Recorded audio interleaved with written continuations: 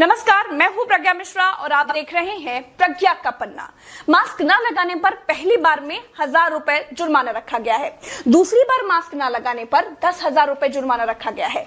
पूरा दिन सड़कों पर वसूली चल रही है। ठीक है, आपने अपनी तरफ से वसूली कार्यक्रम शुरू कर दिया है, लेकिन अस्पताल में बेड न मिलने पर सरकार पर कितना जुर्माना होना चाहिए? वेंटिलेटर न मिलने पर सरकार पर कितना जुर्माना होना चाहिए?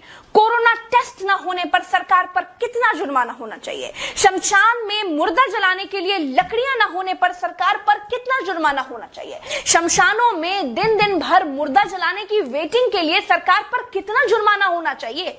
जितने मंत्री और ये मुख्यमंत्रियों ने बंगाल से कोरोना लाकर फैलाया है, उन पर कितना जुर्माना होना चाहिए? बंगाल में बिना मास्क महीने भर से घूम रहे नेताओं पर पर डे के हिसाब से कितना जुर्माना होना चाहिए? क्या सरकारों की कोई जवाबदेही बची है देश में? क्या सरकारों से सवाल पूछने वाला बचा है कोई देश में? क्या कोई पूछ सकता है कि 1 साल से देश कोरोना महामारी झेल रहा है, आपने पूरे देश में कितने नए हॉस्पिटल बनाए हैं? अगर नहीं बनाए तो क्यों नहीं बनाए हैं? क्या कोरोना आपदा में घिरे देश को 1000 करोड़ के नए संसद भवन की जरूरत थी? क्या देश को 300 करोड़ के नए बीजेपी दफ्तर की जरूरत थी? क्या देश को तत्काल 1100 करोड़ के राम मंदिर की आवश्यकता थी? मंदिर के लिए चंदा मांगा जा सकता है तो हॉस्पिटल बनाने के लिए भी सरकार चंदा मांग सकती थी, लेकिन अस्पताल बनाने की नियत नहीं थी। मूर्ति बनाने की नियत थी तो बना दी।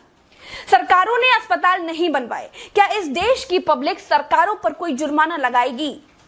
क्या कोरोना आपदा में देश को कुंभ सजाने की आवश्यकता थी?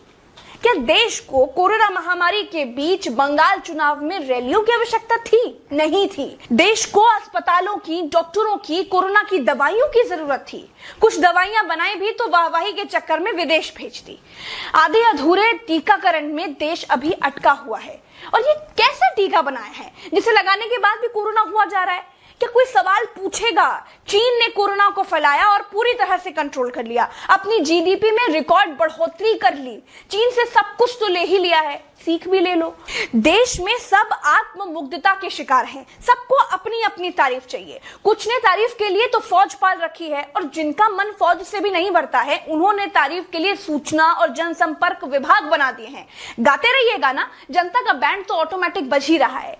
जिनके अगल बगल से कोरोना से लाशें नहीं उठी है ना, वो मेरी बात को नहीं समझ पाएंगे। जो कोरोना की पीड़ा से गुजरे हैं, जिन्होंने कोरोना से मरे हुए लोगों को शमशान में जलते देखा है, जिन्होंने कतार में लंबी लाशें देखी हैं, वो जान जाएंगे कि मैं क्या कह रही हूं और क्यों कह रही हूं।